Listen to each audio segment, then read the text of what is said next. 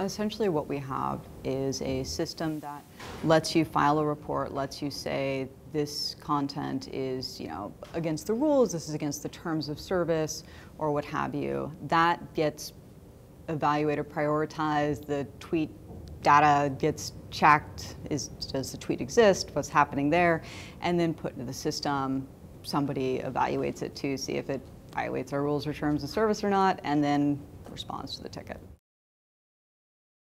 There's certain stuff where we want to try to get to it as quickly as possible, like if it's somebody reporting self-harm, potentially, or threats or stuff like that, versus somebody who's saying, oh, I'm having trouble uploading an avatar. Obviously, we want to make sure that they also get answered on figuring out what the issue is, but we want to get to the other stuff first. We don't want to have sort of this one cue fits all type approach.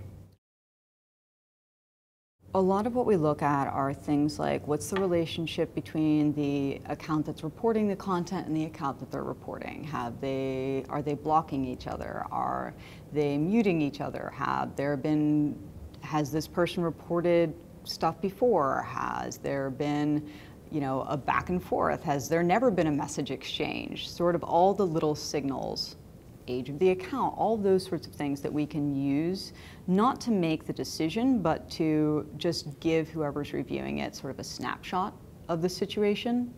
Obviously, when you're dealing with 140 characters at a time, it can be a little challenging to get context for what's going on. And in a lot of situations, the context is really important, which means that the more that we can do to sort of supplement that and help with that, the better.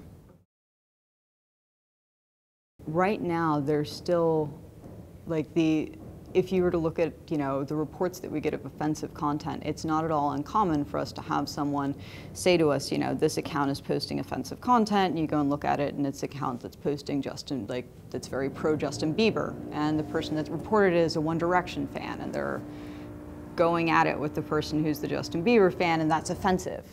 And obviously that's not the same kind of issue as a lot of the sort of violent threats, all that sort of thing. So we have to figure out what we should be looking at to figure out what we could disclose and have it be meaningful.